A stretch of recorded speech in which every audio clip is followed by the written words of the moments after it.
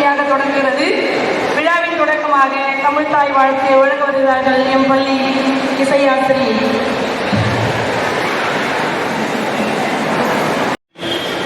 ஆண்டு விழாவிற்கு வருகின்ற டாக்டர் சகுந்தலா மெட்ரிக் மேல்நிலைய தாளாளர் கல்வியாளர் திருமதி ராஜேஸ்வரி வாசுதேவன் அவர்களையும் அரைநூற்றாண்டாக நம் பள்ளியுடைய அறிவியல் சூழலை வைத்துக் கொண்டிருக்கின்ற டாக்டர் வாசுதேவன் அவர்களையும் முன்னாள் மாணாக்கர்களையும் ஆசிரியர் ஒருவர்களையும் பெற்றோர்களையும் வருக வருக என வரவேற்பதில் மகிழ்ச்சி அடைகிறேன். பேரை என்பது கவிஞனின் எழுத்துப்பிழை. பேரை என்பது கவிஞனின் எழுத்துப்பிழை. மேதை, அதை மேதை என எழுதியிருக்கலாமோ என்று நம்முடைய விழாநாயகியை பார்த்தவுடன் எங்களுக்கு தோன்றிய எண்ணம் அது. விழாநாயகியை சிறப்பு செய்யும் நேரம் இது.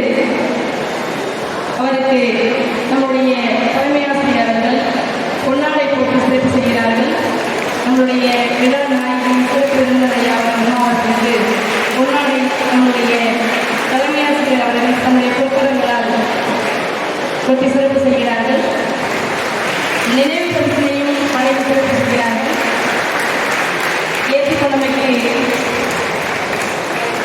திரு வாசுதேவன் ஐயா அவர்களுக்கு என் பள்ளியின் சார்பாக நினைவு பரிசனை வழங்கி சிறப்பு செய்கிறார்கள். என்னுடைய பள்ளியினுடைய பெற்றுக்கொண்டமைக்கு என்னுடைய நிதான நன்றிகள் ஐயா செய்கிறார்கள். என்னுடைய வளர்ச்சியில் இதற்கு முழுமையான பங்கு என்பதில் மிகுந்த சந்தோஷம் மகிழ்ச்சியோடு சொல்லிக் கொள்கிறோம். விழாநாயகியர்களை நாங்கள் பார்க்கும் பொழுதெல்லாம் நிமிர்ந்த நன்னடை, நேர்கொண்ட பார்வை, நிலத்தில் யாருக்கும் அஞ்சாத நெறிகளும், திமிர்ந்த ஞான செருக்கும் என்ற முண்டாசு கவியினுடைய வரிகள் தான் நினைவுக்கு வரும். அவர்களை பற்றி கேள்வி பார்க்கும் செய்திகளை எல்லாம் பார்த்தால் வள்ளுவர் பெருந்தகையினுடைய தோன்றின் புகழோடு தோன்றுக அத்திலார் தோன்றலின் தோன்றாமை நன்றி என்ற வள்ளுவர் பெருந்தகையினுடைய வாக்கு தான் எண்ணத்துக்கு வருகிறது. எந்த துறையில் தோன்றுகிறோமோ அந்த துறையில் வல்லவராக இருக்க வேண்டும் என்பது வள்ளுவர் பெருந்தகையினுடைய வாக்கு. ஆனால் அம்மா அவர்கள் அவர்களுடைய பள்ளியில் பணியாற்றக்கூடிய செய்திகளை கேட்கும் பொழுது எந்த செயலை செய்தாலும் நேர்த்திப்பட இந்த செயலை யாரும் சிறப்பாக செய்திருக்க முடியாது என்று சொல்லக்கூடிய அளவுக்கு மாணவர்களுடைய ஒவ்வொரு வளர்ச்சியிலும் தனியாக பங்கெடுத்துக் கொள்ளக்கூடிய தன்மையை கேட்டறியும் போது ஒரு பெண் ஆளுமை என்றால் இப்படித்தான் இருக்க வேண்டும் என்ற முன்னுதாரணமாக இருக்கக்கூடிய விழாநாயகி அவர்களை சிறப்புரையாற்ற வருமாறு பணியோடு கூடியிருக்கும் ஆசிரியர் பெருமக்களே,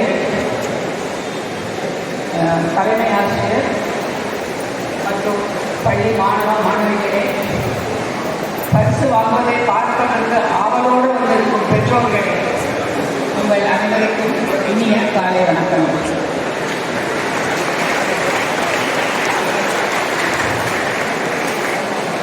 என்னை வரவேற்புரை கொடுக்குமாறு தலைமை ஆசிரியர் சொல்லுவது எனக்கு சரளமாக பேச வராது.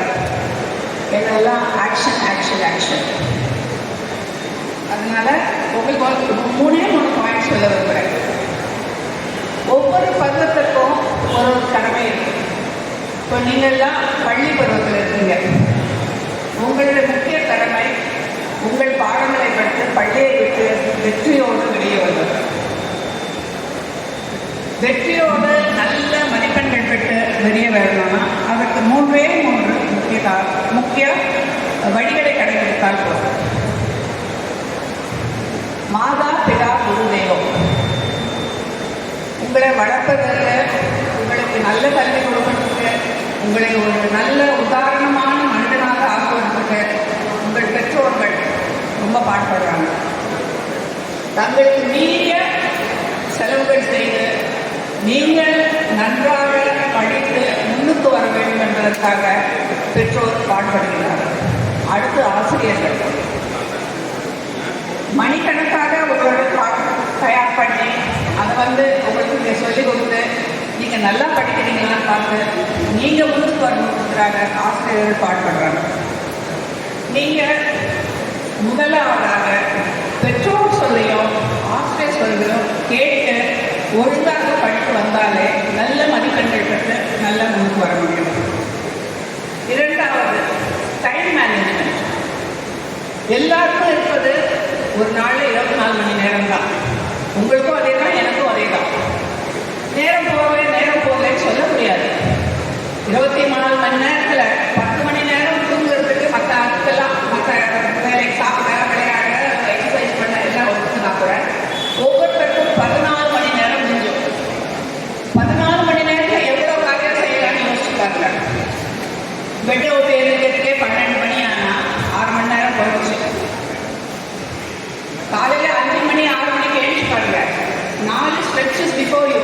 நல்ல எவ்வளோ வேலை செய்யலாம், பிளான் பண்ணலாம்.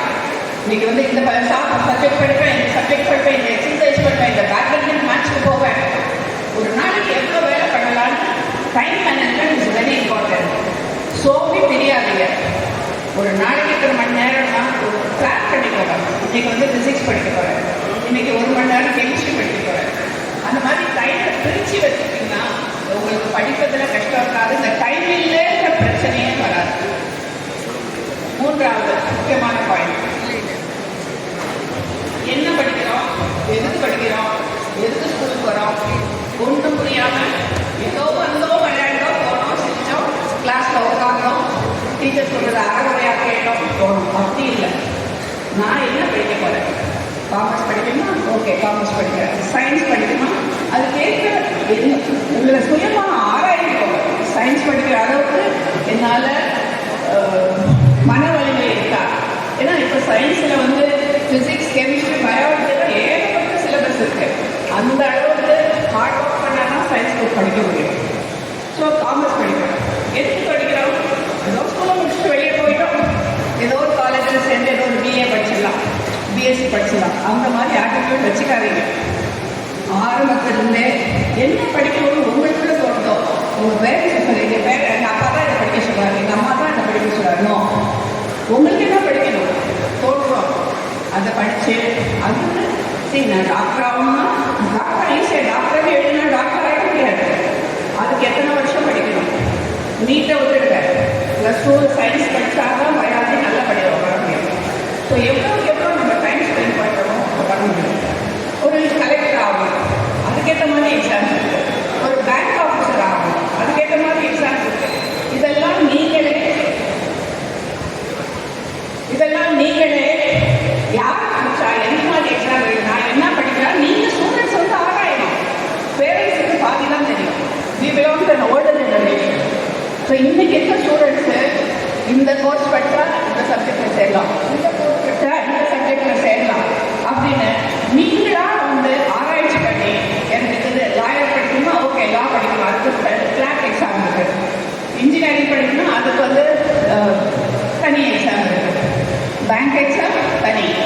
ஸோ நீங்கள் எந்த லைனில் போகணும்னு நினைக்கிறீங்களோ அதில் ஃபோக்கஸ் பண்ணி அதை செலக்ட் பண்ணி அதுக்கு கைட் பண்ணுறவங்களுக்கு பிடிச்சி அந்த லைனில் போகணும். ஸோ இந்த 3 வழியும் பெற்றோர்கள், ஆசிரியர் சொல்றது கேளுங்க, டைம் மேனேஜ்மெண்ட் பண்ணுங்க, ஃபோக்கஸ்டாக போங்க, நீங்கள் வாழ்க்கையில் நல்லா முன்னேறுவீங்கன்னு சொல்லி பார்த்து முடிச்சுருக்கேன். குறிக்கோள் நோக்கி செல்ல வேண்டும் என்பதை தெளிவாக புரிய வைக்கிறீர்கள். மீன் கேட்டு வருபவருக்கு மீனை கொடுத்தாலே மீனை பிடிக்க கற்றுக்கொள். சொல் வீரராக இருப்பதை காட்டிலும் செயல் வீரராக இருப்பது சிறந்தது. எப்போதும் பலத்துடன் இரு, எப்போதும் விரைந்து செயல்படு, எப்போதும் உயர்வினை நாடு என நாட தொடங்கிவிட்டோம் அம்மா. எங்கள் கொடை வல்லலே, பொறுமை, நிதானம், யோசித்து வேலை செய்யும் விதம் வாழ்வின் வெற்றியின் ரகசியம் என